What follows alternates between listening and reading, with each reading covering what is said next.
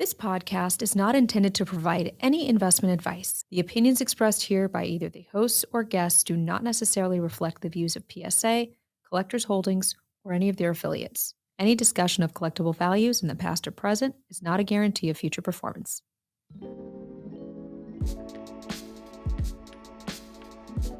Hey everyone, Ryan Green here, and today we are back with another installment of guest submissions on the PSA Pod. Guest submissions features in-depth hobby conversations. We will be welcoming a variety of guests into our studio, from prominent expert leaders within the collector's family to respected hobby voices and personalities across all genres. The goal here is to inform and entertain from several different angles, whether it's discussing product developments and enhancements that improve the PSA customer experience, or simply just talking shop and collecting from different perspectives. Collectors of all levels and experience will enjoy what lies ahead. And I'm really excited for what lies ahead today. We've got Principal Ticket Authenticator Matt Fuller from the PSA family here in the studio. Matt, thanks for taking the time to join us. Thanks for having me, Ryan. How are you, man? I'm good, man. And I'm just going to say this. I love talking to our experts, our authenticators here at PSA from everything from cards to autographs, tickets. I have learned more from you probably than just about anybody, just in limited interaction over the last, year plus or so. Because ticket collecting, grading, all of it is so fascinating. We've talked about it on this show before.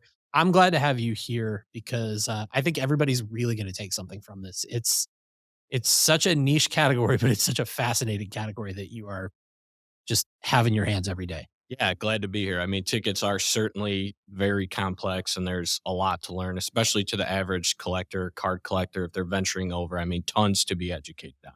Well, like you said, there's a lot of learning and, everybody starts somewhere. So that means you started somewhere. So like I said, you are the principal ticket authenticator now here at PSA, but where did it start for you as, not just as a collector, but also specifically getting into tickets? Yeah, so it's funny. I get this question often, of course. Growing up as a kid, I'm a huge sports fan. I always have been a big sports fan, and I'm Chicago based. I've grown up Chicago sports fan. So anytime I went to a game, and it wasn't even like a conscious decision, I would just keep the stub, right? So if I went to the Madhouse on Madison and we saw the Hawks or the Bulls, or I was at Wrigley Field, right? Like Soldier Field, I'm keeping those tickets. And I remember as I got to be like a young adult, 18, 19, I'm like, well, there's got to be something to these, right? Like, are these collectible? Mhm. Right. And then you see them here and there on eBay and you see that but at a very low amount, right? They're not broadcasted like cards and everything else. And then, to be quite honest with you, I got real hard into buying and selling them. Like, really, instead of there's saving things and there's collecting things. I was saving tickets for a long time.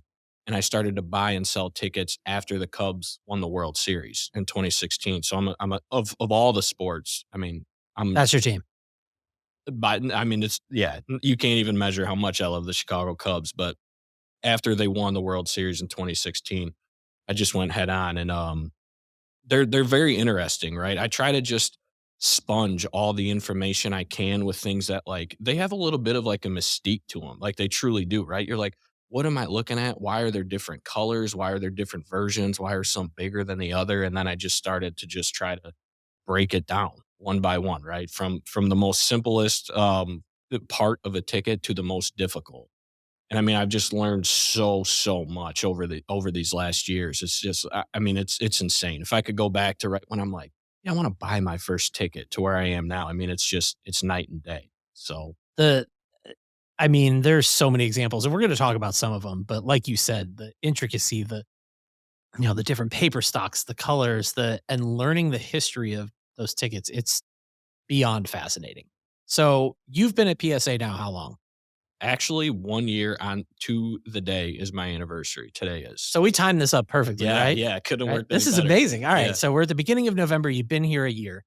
Like you said, you've been into buying and selling, collecting tickets like hardcore for about 7 years now. Mm. Um, coming to work for PSA, I know for me, and I know for just about everybody else I've talked to here, you come to PSA expecting things to be, what you're going to see and how things go. But there's always something that like catches you. You're like, I had no idea that went into it, or I had no idea that was the process for this. What was it for you coming here as a ticket authenticator and someone who was already in that area of the hobby that really opened your eyes when you got here? Yeah, for sure. I remember like the first day fear kind of, right? Like you're about to walk through the door for the first time and you're like, man, I hope I have what it takes. I hope I'm cut out to be here, right? But with ticket authentication specifically, you think you have most of it figured out, right? You're looking at font and cardstock and thickness and perforations and et cetera, et cetera, et cetera. But just the way we go about verifying that in fact the ticket is indeed genuine, whether that's looking for watermarks, any type of like security markings, the way we go about doing that specifically, that was one thing I was not aware of when I Mm, started at PSA. So I mean there's so many tips and tricks we have here to where I mean it would be very difficult for us to like miss something like that. So we're good at it. We take a lot of pride in it. And yeah, I mean, I've learned a lot over the last year for sure. It's just furthered my knowledge and that helps, right? Nobody knows everything. And the moment you think that, I mean, you're going to get humbled, mhm. especially in this category. So It's what would you say? You don't have to put a percentage on it. But is it more or less than you anticipated coming in, the amount of, like, maybe, counterfeit items or just items that aren't what they were submitted as? Like, what's kind of the percentage you would say of the hit and miss rate, I of mean, what you see? yeah, I mean, I would say as far as what we see, just because it's still, and there's not a if you compare it to cards, right? I mean, the volume's not close, right? Mhm, Still so much smaller of a category, but good steady growth year over year, what we love. So I'll say with the increasing volume, of course, that means increasing counterfeit also or reproductions. It's a small percentage. It's still small because the hobby isn't as big as what I think it can get to, mhm. but yeah, we always do our due diligence. We catch the reproductions, we catch the counterfeits, and yeah, we just continue to grow.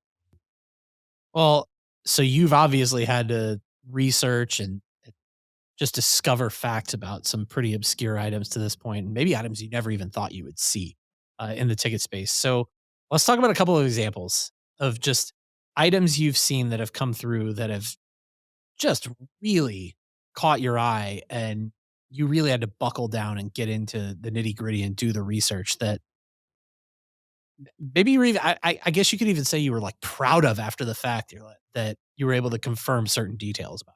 Right.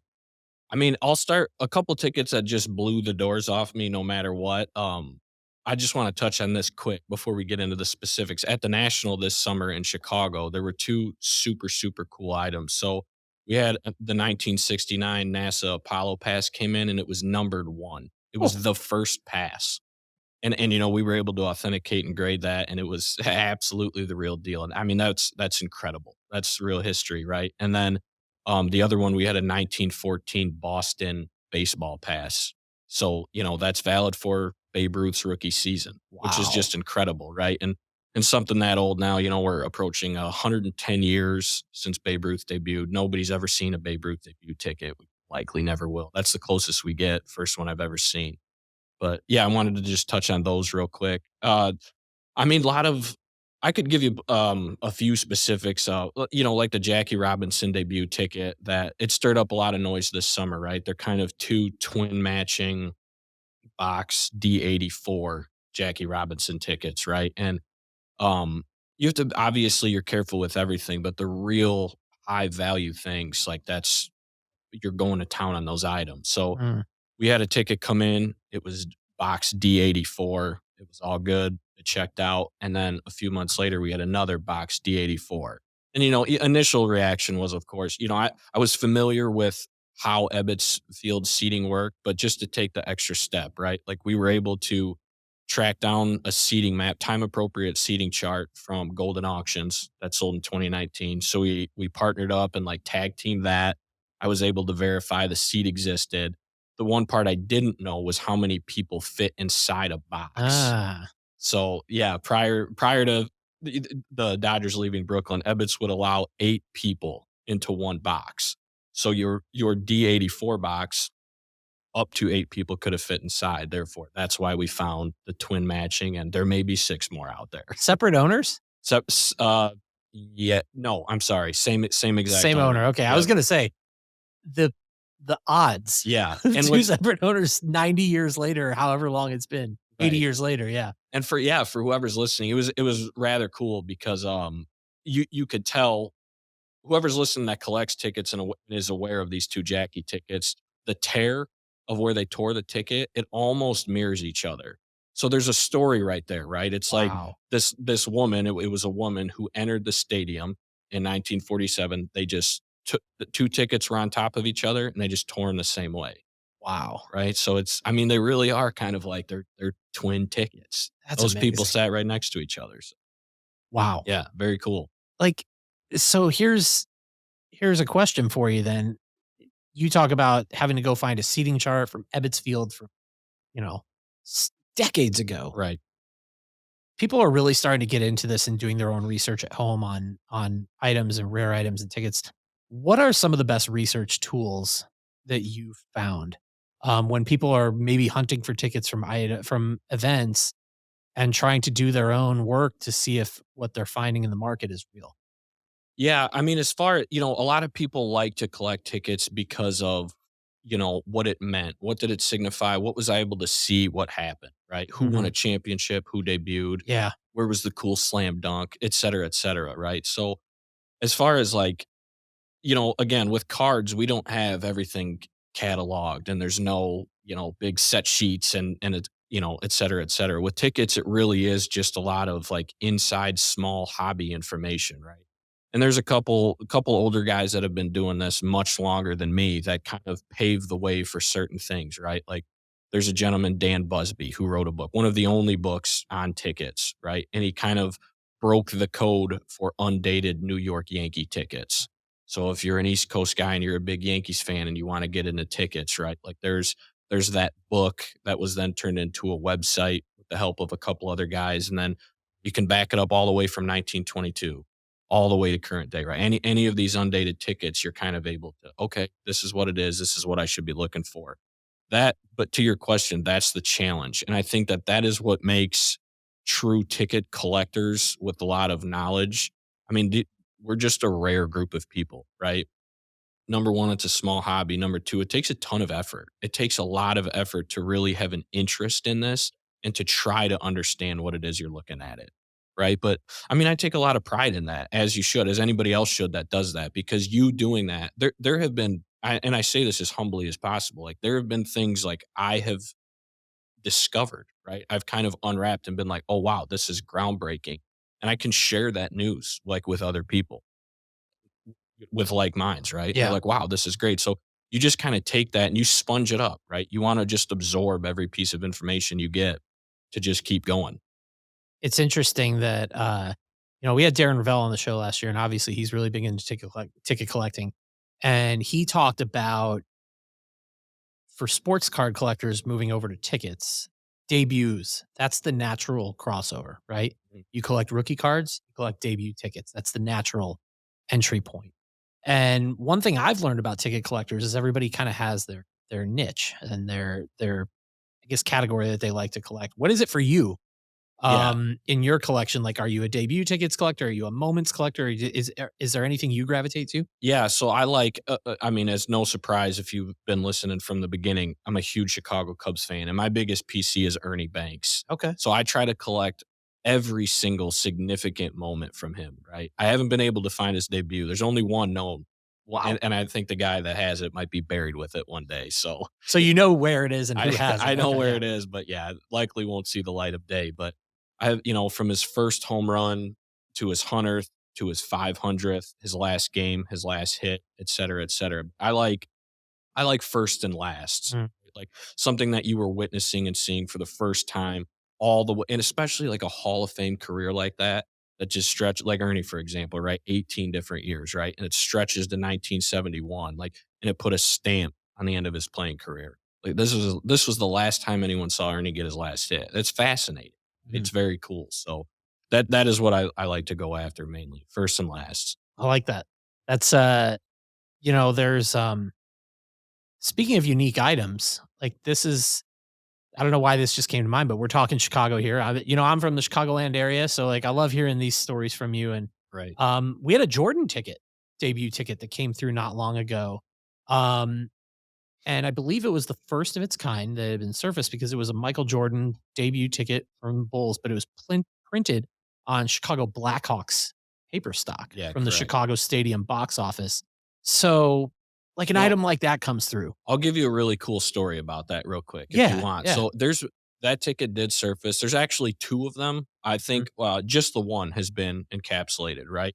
So back then in Chicago Stadium, it was the Bulls, the Blackhawks, and the Sting, The right? indoor soccer. Yeah. Yeah. So and everybody was wondering, well, how could that Chicago Bulls ticket be printed on yellow Blackhawks paper stock? This is pretty fascinating. So Jordan debuts October 26, 1984. That's the date that's on the ticket, the yellow ticket. What's ironic is if you look at that ticket, the purchase and print date of that ticket has 10/11, which was October 11th. If you look at the Blackhawks schedule for that year, their first game of the season was October 11th, their opening night. So nobody could ever prove this to be certain, but I think it makes a lot of sense. And this is probably what happened. The ticket was just purchased and printed on the night where the Hawks were having their opening night, and Mm. their box office printer, they were just filled up with Blackhawk stock. And somebody said, I'd like to pick up my tickets, or I want a ticket for the Bulls, opening night coming up in a couple weeks. And they said, yeah, no problem. Printed it right out. So that was my guess. Yeah. Because I told my dad about that Right. ticket, and he goes, "How do you," and he goes, "How do you think that happened?" And I said, "Well, they both played at Chicago Stadium. Someone probably was at a Blackhawks game, went to the box office and said, 'Oh, the Bulls season opens in a couple weeks. Let's get tickets now.'" Those are the unique things that I just think you only get in tickets. Right. You can't For get sure. that. You can't get that in cards, Right. right? I mean, maybe you can in some way, but I can't think of it. Yeah, not that I'm aware of. Right. I do want to ask you about now. Again, you are the principal ticket authenticator. You don't do the grading yourself. Correct. But I think grading of tickets is really fascinating for people who are getting into it. Where are the biggest differences you think in assessing tickets for grading versus cards? Because with cards, it's really cut and dry. You have corners, edges, surfaces, and centering. Right. With tickets, what are kind of is it the same, or is there, are there different little things that you need to take into account? No, yeah, good question. I think a lot of that still matters, right? Because at the end of the day, we're the team here at PSA is grading and assessing the item, right? So that matters. What is the best condition possible? So even with a ticket, you want good corners and you want, nice centering and you want the surface like free of any scratches and abrasions, et cetera, right? But with tickets, there's an extra element because everybody's got to understand these things were meant to be handled, right? Yes. They were jabbed and or jammed in somebody's, Pocket. jean pocket or stuffed in somebody's purse. And so that's a lot of the times you see, creases, bends, folds, and a lot of people like to display after the fact. And, whether that's stamp it in a scrapbook or There's like a pinhole in it. yeah, or, that's exactly Yeah. right. And staple holes. Maybe you pick up 4 tickets at will Mhm. call stapled for you and your family members, right? So we take a they take all that into consideration, right? Like there's a high point grade you can get if it has a pinhole. They look at it if your ticket had a punch hole in it. Yeah, the quality of the tear, right? I mean, at the end of the day, all of that does matter in relation to condition of your item. So it's a lot tougher than cards, right? That especially vintage tickets, right? You see a lot of PSA 2s and a lot of PSA 1s, maybe some 3s, but that's just the nature of the beast, right? In that aspect, I guess it's not a whole lot different than cards, right? If you had your Mantle rookie as a kid and you stuck it in between your bike spokes and pedaled around town, well, that's not going to be in good Mhm. condition, right? So yeah, I mean, I think as things have went on, it is especially nowadays as again, tickets keeps growing and growing, right? So in recent years when you had season ticket books with barcodes and nowadays you're able to use mobile tickets, right? So no you don't have to really physically ever use those tickets if you don't want to. And now that more and more people become aware that PSA authenticates and grades, a lot of the modern tickets, that's where you're starting to see a lot of 9s and 10s, right? You're Yeah. taking care of them because Yeah. people have it's just that conscious of mind, just like they do with cards, right? We watch all these videos of breakers and they take it out, boom, right in the card saver. Mhm. So you're going to keep it as clean as you can. It's interesting because I feel like, with tickets, I've graded a few of my own from when I was a kid, and you talked about it. I had tiny pockets when I was a kid, so when I had a ticket from a Cubs game, I folded it in half and put it in there. Yeah, me too, And man. I feel like with tickets, as opposed to cards, the gr- I, I don't even know if this is the right way to say it, but it's like almost in a lot of cases, the grade just doesn't matter. Uh, It's more about the authentication, the preservation, because it's almost like the more wear it has, as long as the eye appeal is still there, the the more character it has. you hit the nail on the head, and these ticket collectors, everybody has the right to their own opinion for sure.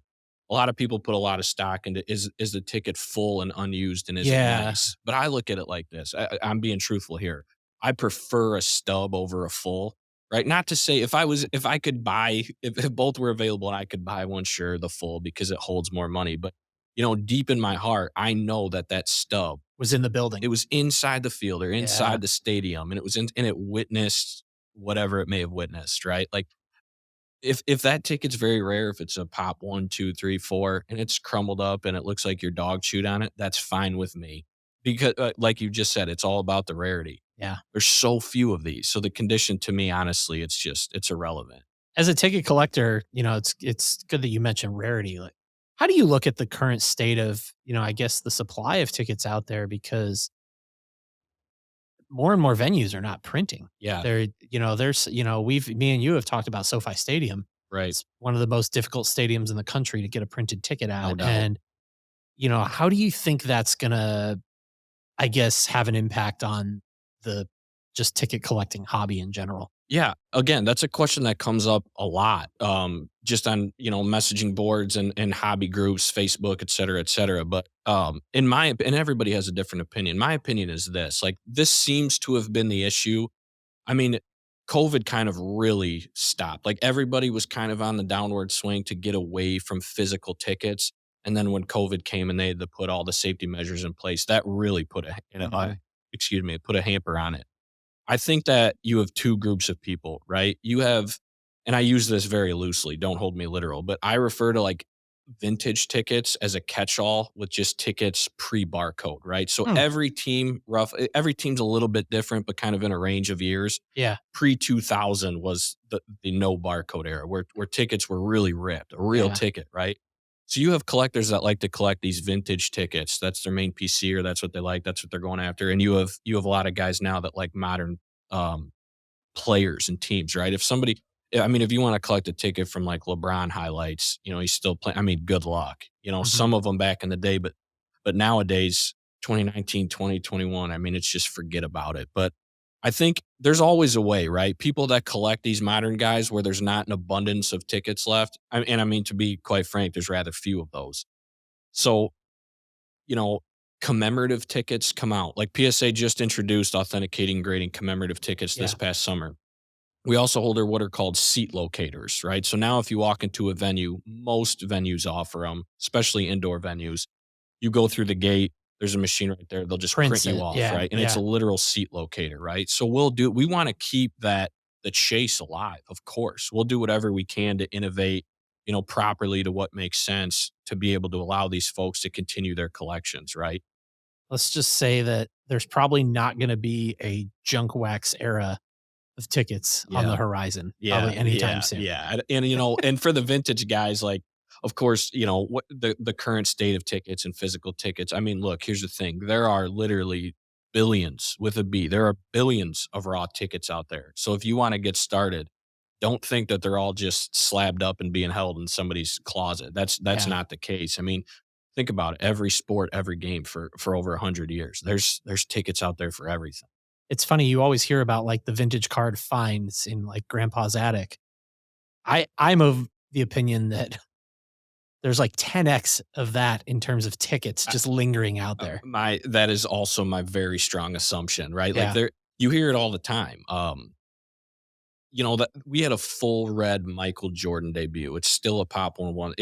There's a 99.9% chance it will be like that. But that was uncovered by the guy was just watching his television and they started talking about, that ticket and how it was rare. And the guy literally thought, I think I have that ticket. And he went down in his basement and rummaged through some boxes and found it. And there it is. Right. So how many people are like, it was like me as a kid, right? If I would have never got into this, I still would have been left with just a box of stubs from Mhm. when I grew up, right? A lot of people kept them. Still got the same, like, little tin with the ABCs on it of stubs that See, man. I had when I was 8, 9 years old, and every time we went to a Cubs or a Bulls game, I came home and dropped it in there. That's Yeah. exactly right. But so for people who are listening to this and maybe thinking, I want to get into looking into tickets, collecting tickets, what's the biggest piece of advice you would give someone looking to get into ticket collecting as they're getting started? Yeah, I'll say, look, I don't follow the current state of affairs with cards as I do for tickets, not even close, right? But I'm aware sometimes you get kind of priced out of cards or you can't really find that one of one you're looking for. Look, if you're a sports fan, if you're an entertainment fan, right? Every single ticket represents something. They're all meaningful to something that happened or something that you witnessed, right? If you want, think about this, like Babe Ruth's called shot. If you collect Babe Ruth, if you want an autograph of Babe Ruth, or you want a signed baseball, or you want a Type 1 photograph, or you want a card with a Babe Ruth knob inserted in, right? Like, why wouldn't you want also a ticket from Babe Ruth? Because no offense to those other items, and I say this with a lot of bias, of course, that ticket, that's the closest thing you can have to a game used item that isn't a game used item, right? That ticket was there. It was in Yankee Stadium. It saw Babe Ruth play, right? And if you want to get into things like the called shot specifically, right? 1932 Wrigley Field. There's so much lore and story, and it's just very cool, right? So you get a stub from that game. It was right there. You saw Babe Ruth swing a bat, hit a home run. And I'm a Cubs fan, so I don't think he called it for anybody. There's no proof. Right. There's no proof. But yeah, I mean, again, and there's something for everybody. Like we were just talking about Jordan, and there's nothing wrong with that. We could talk about him all day, but the debut, everything, all that's great, right? Like we could pull sneakerheads in the hobby, right? There's a ticket from November of '84 when the Bulls were playing the 76ers, where Jordan wore his Air Jordan 1s for the first time, right? And we'll put that on the flip. Like that, we can always appeal to everybody, right? Again, if you're a fan of sports or entertainment, if you have a favorite team or a favorite player, there is a ticket out there for you, 100%, right? And you don't really get that with cards. Like, yes, the rookie card does have that similar comparison to a debut ticket, right? But what kind of card out there, you know, what aligns with somebody hitting their 500th home run? Yeah. What's out there? I mean, it's different. You're collecting moments. This is for you. 100%. The 1980 Miracle on Ice. I mean, the list goes on and on and on, right? It's think about that. Any significant sports moment in history that you're tied to, whether it be, emotionally as a fan, that ticket exists out there, and you can own one. And you can also submit it to PSA for authentication and grading. Yes, you can. Now I got to ask before we go, you said the grail for you would be the Ernie Banks debut. Yes, it but would. It may never happen. It may never happen. What's the number 2 grail? Like what's the on your that you're hunting? A real grail piece. I mean, I would probably stay. I would. That's a tough. I honestly can't answer that. There's so many number 2s I could name. I don't want to throw that out there. No, that's fair. And if somebody's listening and they want to hold on to it, you play it close. You play it close to the chest. I like right. Matt, thank you so much for joining us. This you. was fantastic. I could have talked to you for another hour. This is awesome, and we will have you back. So. Thank you, man. Yeah, absolutely. That's Matt Fuller, Principal Ticket Authenticator here at PSA, joining us for the latest installment of Guest Submissions. Thanks, everyone, for tuning in. We'll be back next week with more here on the PSA Pod. Talk to you then.